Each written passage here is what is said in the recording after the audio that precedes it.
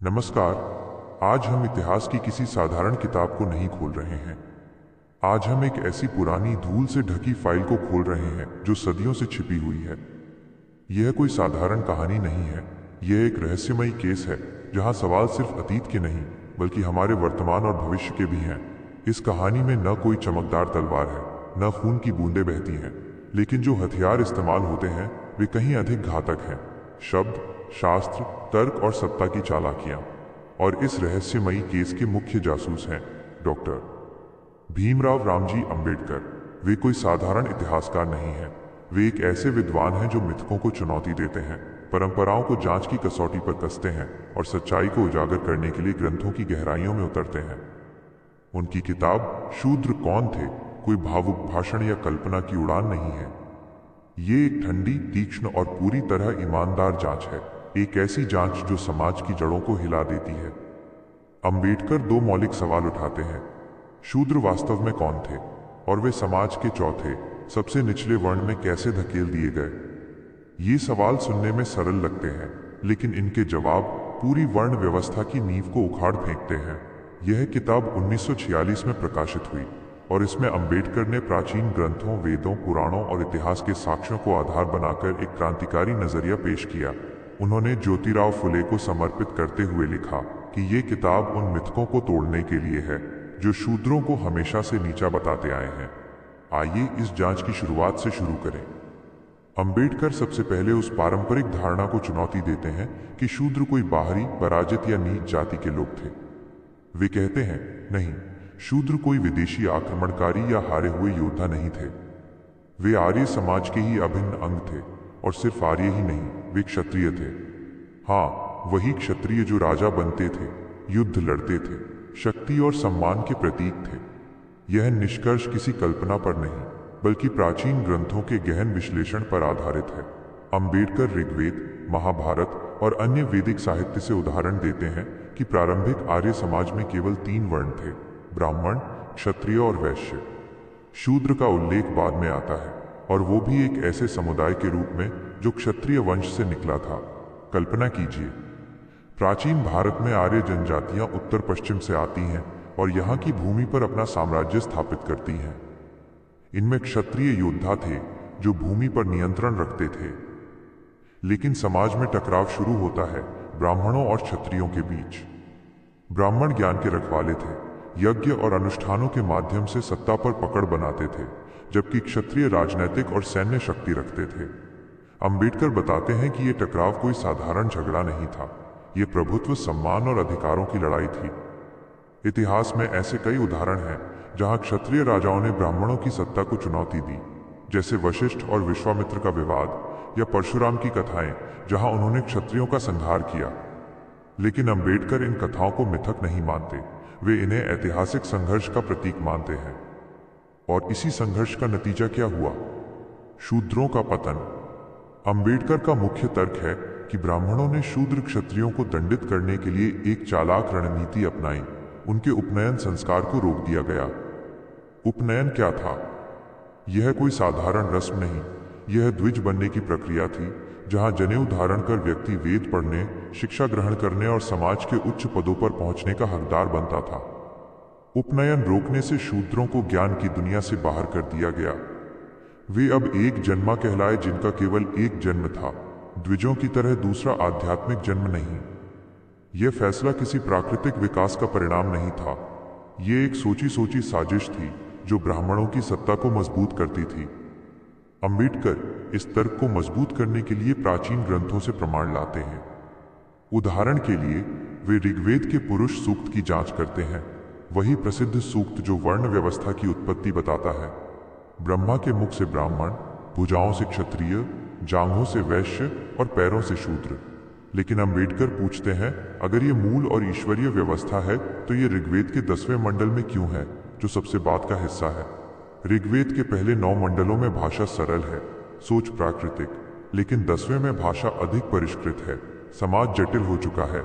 इससे साफ है कि पुरुष सूक्त बाद में जोड़ा गया, शायद ब्राह्मणों द्वारा अपनी सत्ता को वैध बनाने के लिए। और सिर्फ इतना ही नहीं, अंबेडकर अन्य ग्रंथों से तुलना करते हैं। यजुर्वेद, सामवेद या अथर्ववेद में पुरुष सूक्त की कथा एक जैसी नहीं मिलती। कहीं शूद्रों का उल्लेख ही नहीं, कहीं उनकी उत्पत्ति अलग बताई जाती है। महाभारत में भी विरोधाभास है, कभी शूद्रों को क्षत्रिय कहा जाता है, कभी नीचा। ये असंगतियां किसी दिव्य योजना की नहीं, बल्कि मानवीय हेरफेर की ओर इशारा करती हैं। अंबेडकर कहते हैं कि अगर वर्ण व्यवस्था ईश्वर की रचना होती तो इसमें इतनी खामियां ना होती। यह एक सामाजिक निर्माण है जो सत्ता के लिए बनाया गया। अब जांच आगे बढ़ती है धर्मशास्त्रों की ओर। ये वे ग्रंथ हैं जहां भावनाएं नहीं, सिर्फ कठोर कानून लिखे हैं। मनुस्मृति, याज्ञवल्क्य स्मृति, गौतम धर्म सूत्र, ये सब शूद्रों पर प्रतिबंधों की कहानी कहते हैं। अंबेडकर उदाहरण देते हैं, शूद्र वेद नहीं पढ़ सकता। अगर गलती से सुन ले तो उसके कानों में पिघला हुआ सीसा डालो। अगर वेद के मंत्रों को दोहराए तो जीभ काट दो। अगर याद करने की कोशिश करे तो शरीर के टुकड़े कर दो। ये शिक्षा का निषेध नहीं, ये आतंक का शासन है। शूद्रों को ज्ञान से वंचित रखकर उन्हें हमेशा के लिए दास बनाया गया। संपत्ति पर भी वही कहानी। मनुस्मृति कहती है, शूद्र धन न रखे, क्योंकि धनवान शूद्र ब्राह्मणों को कष्ट दे सकता है।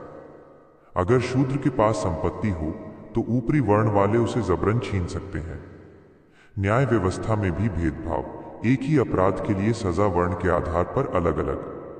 ब्राह्मण को जुर्माने से छूट, लेकिन शूद्र को कठोर दंड। यहां तक कि शूद्र की हत्या को गौ हत्या के बराबर माना गया, यानी कोई बड़ा अपराध नहीं। अंबेडकर इन कानूनों को उद्धृत करते हुए कहते हैं कि ये व्यवस्था न्याय नहीं, बल्कि उत्पीड़न की मशीन है। लेकिन अंबेडकर यही नहीं रुकते। वे तुलनात्मक विश्लेषण करते हैं। भारतीय वर्ण व्यवस्था की तुलना रोमन समाज से। रोम में भी असमानता थी, पैट्रिशियन उच्च वर्ग और प्लेबियन निम्न वर्ग। लेकिन वो असमानता धर्म पर आधारित नहीं थी, वो सामाजिक और आर्थिक थी जिसे बदला जा सकता था। प्लेबियन ने संघर्ष किया, हड़तालें की और अंततः अधिकार छीन लिए। वे मजिस्ट्रेट बन सके, कानून बनाने में हिस्सा ले सके। लेकिन भारत में क्या हुआ? असमानता को धर्म बना दिया गया, वर्ण व्यवस्था को ईश्वरीय कहा गया और इसका विरोध पाप माना गया। जब अन्याय को धार्मिक आवरण दे दिया जाए तो सवाल पूछना ही अपराध बन जाता है। अंबेडकर कहते हैं कि यही भारतीय व्यवस्था की सबसे बड़ी त्रासदी है। यह स्थिर है, अपरिवर्तनीय और पीढ़ी दर पीढ़ी चलती रहती है। अब थोड़ा और गहराई में उतरें।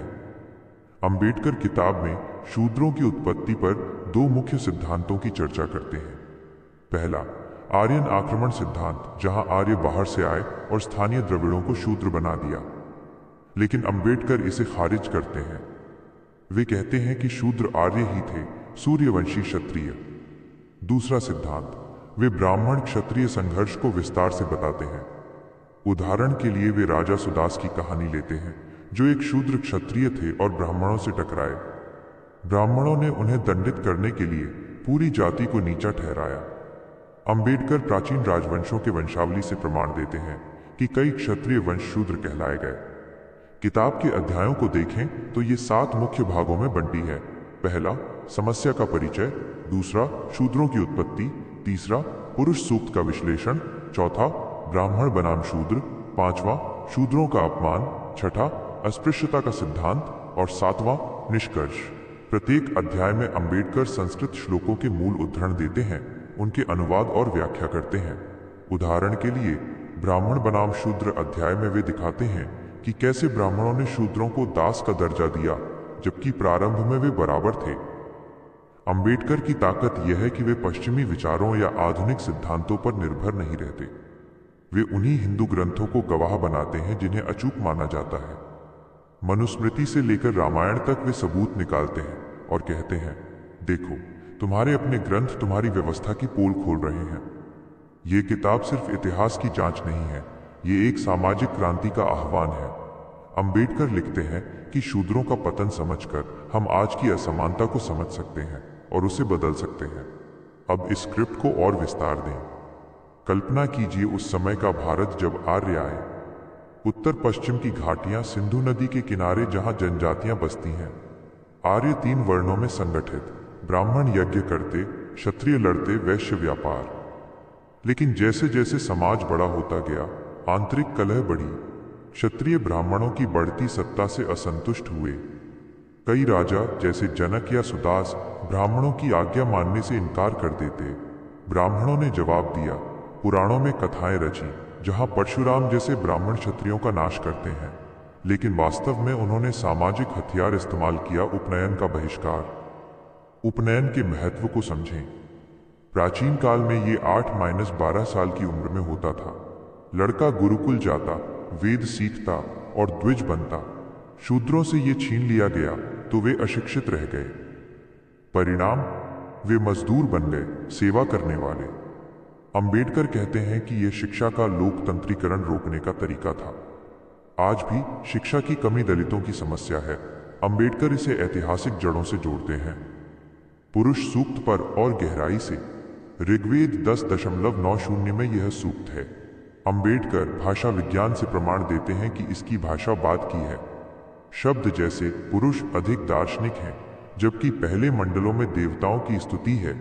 वे कहते हैं कि ये सूक्त ब्राह्मणों का आविष्कार है ताकि वर्ण व्यवस्था को प्राकृतिक दिखाया जाए। अन्य धर्मों में भी ऐसे मिथक हैं, लेकिन भारत में इसे कानून बना दिया गया। धर्मशास्त्रों के उदाहरण और बढ़ाएं। गौतम धर्म सूत्र, शूद्र ब्राह्मण की सेवा करे अन्यथा दंड। विष्णु स्मृति, शूद्र वैश्य की संपत्ति पर दावा नहीं कर सकता। ये कानून अर्थव्यवस्था को नियंत्रित करते थे, शूद्रों को गरीब रखकर। सामाजिक जीवन में भी शूद्र विवाह में उच्च वर्ण की लड़की नहीं ले सकता, लेकिन उल्टा संभव। यह जेनेटिक असमानता पैदा करता था। रोमन तुलना विस्तार से। रोम में 494 बीसी प्लेबियन ने सेसेशन किया, शहर छोड़ दिया जिसे पेट्रिशियन झुके। भारत में ऐसा क्यों नहीं? क्योंकि यहाँ कर्म सिद्धांत जोड़ा गया। तुम्हारा जन्म पिछले कर्मों का फल है, विरोध मत करो। अंबेडकर कहते हैं कि यह मनोवैज्ञानिक दास्ता है। निष्कर्ष में अंबेडकर कहते हैं, शूद्र कौन थे? आर्य क्षत्रिय। क्यों नीचे गिरे? ब्राह्मण सत्ता के कारण। आज क्या? हमें ग्रंथों को फिर से पढ़ना है, मिथकों को तोड़ना है और समानता की लड़ाई लड़नी है। ये किताब आईना है, देखने की हिम्मत है तो ये था वो केस जो सदियों तक बंद फाइलों में दबा रहा। यह कोई बीते समय की कहानी भर नहीं थी, ये आज के समाज की जड़ों तक जाने वाली सच्चाई थी। जय भीम, जय भारत, जय